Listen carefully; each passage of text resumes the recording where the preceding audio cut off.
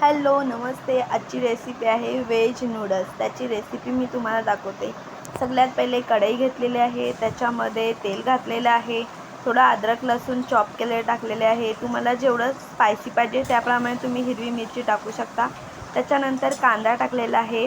कांद्याला एकदम पिंक असा कलर येईल तोपर्यंत फ्राय करून घ्यायचं आहे आणि मिक्स करायचं आहे. आणि त्याच्यानंतर तुमच्याकडे जेवढ्या काही व्हेजिटेबल असतील ते तुम्ही टाकू शकता.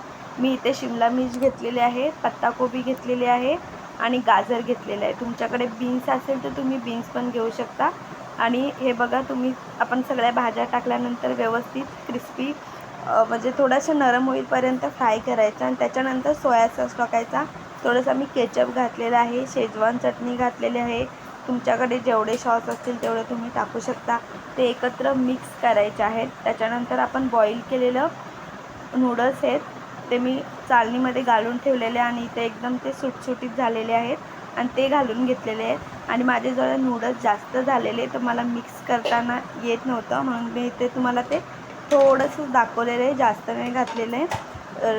हलवलं आहे तुम्ही इथे बघू शकता. काली मिरी, नमक टाकलेलं आहे आणि वरून टेस्ट येण्यासाठी हिरवा कांद्याची चॉप केलेले टाकलेले आहे. आणि एवढे टेस्टी नूडल्स झालेले आहे. प्लीज प्लीज प्लीज सबस्क्राईब करा प्लीज.